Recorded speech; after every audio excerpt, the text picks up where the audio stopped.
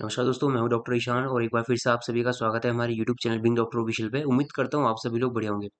दोस्तों, काफ़ी सारे स्टूडेंट, जब मैंने कल एमसीसी काउंसलिंग के सिक्योरिटी मनी रिफंड के रिगार्डिंग अपडेट दिया था कि रिफंड का प्रोसेस स्टार्ट हो गया और काफ़ी सारे स्टूडेंट को रिफंड भी मिल गया है। ऐसे में जिन भी स्टूडेंट्स ने आयुष काउंसलिंग, चाहे वो ऑल इंडिया कोटा की हो या फिर स्टेट कोटा की हो, उनके कमेंट्स आने लगे कि सर आयुष काउंसलिंग का रिफंड कब से स्टार्ट होगा, है ना? इसके रिगार्डिंग क्या अपडेट्स हैं। तो इस वीडियो में अपन कंप्लीट इस पर ही बात करेंगे कि आयुष काउंसलिंग यानी ऑल इंडिया कोटा और state quota, double A triple C as well state quota counselling के रिफंड का प्रोसेस कब से स्टार्ट हो जाएगा और इसके रिगार्डिंग क्या अपडेट है अब तक के, वो सभी मैं आपको इस वीडियो में बताने वाला हूँ। लेकिन उससे पहले वीडियो को अभी से लाइक कर देना, ज़्यादा से शेयर कीजिए और चैनल को सब्सक्राइब नहीं किया हो तो चैनल को जरूर सब्सक्राइब कर लेना। सभी अपडेट, सभी इन्फॉर्मेशन रिगार्डिंग नीट आपको यहाँ पर मिलते रहते हैं, ठीक है? चलिए स्टार्ट करते हैं। सबसे पहले तो गाइज मैं आपको एक इम्पोर्टेंट नोटिस के बारे में बताना चाहूँगा जो कि डबल ए ट्रिपल सी की वेबसाइट पर आई है, ठीक है? देखिए, जिन भी कैंडिडेट्स ने all India quota AYUSH counselling में पार्टिसिपेट किया होगा, जिसको डबल ए ट्रिपल सी कहते हैं, उसको उसके रिफंड की रिगार्डिंग अपडेट मैं बता रहा हूँ। साथ ही स्टेट कोटा का कब से स्टार्ट होगा उसके रिगार्डिंग मैं आपको बता दूंगा, ठीक है? तो पहले अपन बात करते हैं double A triple C AYUSH counselling, जो कि all India quota AYUSH counselling है, उसके रिफंड के रिगार्डिंग एक तो नोटिस इन्होंने कुछ दिन पहले जारी किया था। 7 दिसंबर का ये नोटिस है। अब ये किसके रिगार्डिंग, काफी सारे बच्चों में कंफ्यूजन है कि सर ये रिफंड के रिगार्डिंग नोटिस है, लेकिन इसमें कुछ समझ नहीं आ रहा कि इसमें करना क्या है।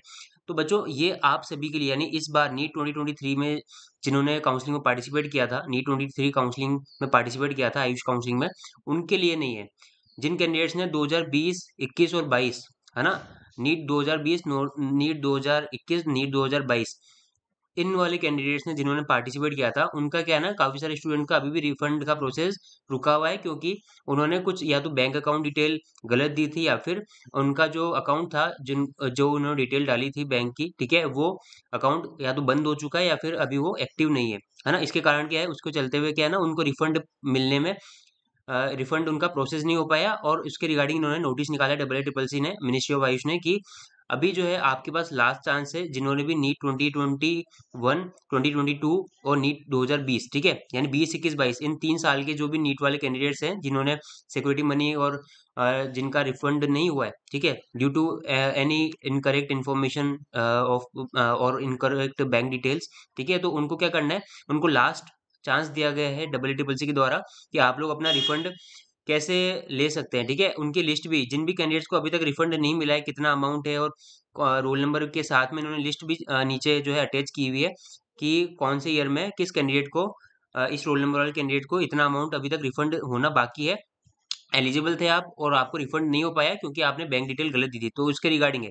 अभी इस साल का यानी नीट 23 का क्या मतलब कि कब तक आपका रिफंड आ जाएगा उसके रिगार्डिंग मैं आपको बात करूंगा, लेकिन उनके लिए दिया गया है कि यहाँ पर आपको एक नीचे फॉर्म दिया गया है, एनेक्सर ए करके एक फॉर्म दिया गया है, जिसको आप भर करके नीचे जो भी डॉक्यूमेंट यहाँ पर आपको मांगे गए हैं, copy of Aadhaar card, admit card, ठीक है, और बैंक डिटेल, जिससे आपका जो है रिफंड आपने मतलब अमाउंट पे किया था उस बैंक की डिटेल मांगी गई है, और साथ ही जिस अकाउंट में आपको बैंक, सॉरी, जिस अकाउंट में आपको रिफंड चाहिए उसकी भी बैंक डिटेल मांगी गई है, यानी जिस अकाउंट से कटा था पैसा उसकी भी आपको डिटेल या फिर उसका कोई बैंक डिटेल जो है आपको अपलोड करना होगा, मतलब कि इसके साथ में आपको अटैच करना होगा, और जिस अकाउंट में आपको पैसा चाहिए उस अकाउंट का भी आपको अटैच करना होगा।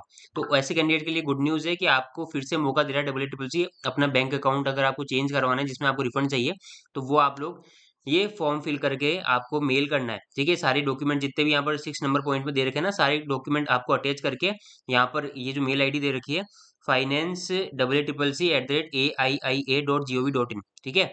कब तक आपको मेल करना है? 15 जनवरी 2024 तक का आपको समय दिया गया है, तब तक आप लोग मेल कर दीजिए। जिनको भी रिफंड नहीं आया था नी 2023 से पहले वाले जो कैंडिडेट्स हैं, जिनका रिफंड आने में अभी जो है प्रॉब्लम हुआ है, अब तक रिफंड नहीं मिला है पिछली बार की काउंसलिंगों में, तो आप लोग के पास लास्ट चांस है, आप लोग 15 जनवरी तक मेल जरूर से कर दें। ईमेल आईडी यहाँ पर आप फिर से देख सकते हैं, finance dash double A triple C at the rate AIIA.gov.in, ठीक है?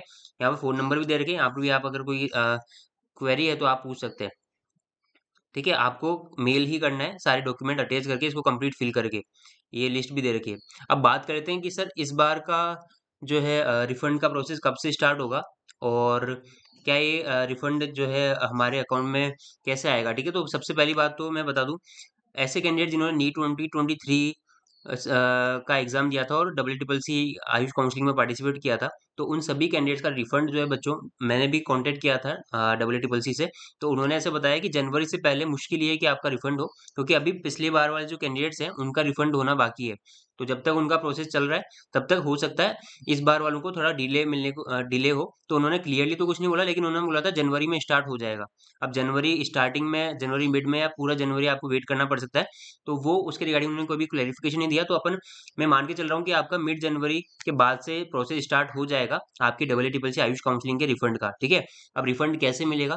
तो बच्चों, जब भी आपने एप्लीकेशन फॉर्म फिल किया होगा तो वहां पर आपसे एप्लीकेशन फॉर्म के टाइम पे बैंक की डिटेल मांगी गई थी कि आप जो है कोई भी अगर आपका रिफंड आता है तो इसी अकाउंट में आएगा, है ना? आपने पेमेंट किस अकाउंट से किया वो उससे फर्क नहीं पड़ता, आपने बैंक डिटेल कौन सी दी है और उसके साथ में आपने चेक या फिर पासबुक की फोटो भी अपलोड की होगी, है ना? तो वो वाला जो स्टेप था उसमें जो भी बैंक डिटेल आपने फिल की है, जिस भी अकाउंट की आपने डिटेल फिल की है, उसी अकाउंट में आपका पैसा रिफंड होगा। AACCC ने इन्फॉर्मेशन बुकलेट में भी ये चीज कह रखी है। तो आपका उसी अकाउंट में पैसा आएगा।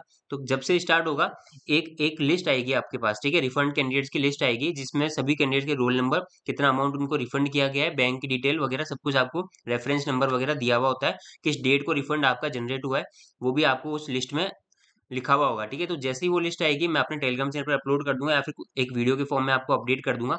चैनल के साथ जुड़े रहिए, ठीक है, और आप वेबसाइट भी विजिट करते रहिए, यहीं पर ही सारी ऑथेंटिक इन्फॉर्मेशन आपको मिलेगी। ठीक है, और तो आपको वेट करना है, जनवरी में आपका रिफंड आ जाएगा। स्टेट कोटा आयुष काउंसलिंग वाले कैंडिडेट्स की बात करते हैं, मतलब जिन्होंने स्टेट कोटा में पार्टिसिपेट किया, राजस्थान, यूपी, जो भी आपने आयुष काउंसलिंग में पार्टिसिपेट किया है, तो उन कैंडिडेट्स को भी वेट है अपने रिफंड का। तो आपको पहले बता दूं, राजस्थान के कैंडिडेट्स को तो मैं बता दूं कि अभी काउंसलिंग का प्रोसेस BNY कोर्स के लिए चल रहा है। तो अभी जब तक काउंसलिंग का हर एक प्रोसेस कंप्लीट नहीं हो जाता तब तक रिफंड आने में 1 से 2 महीने का समय लग सकता है ना?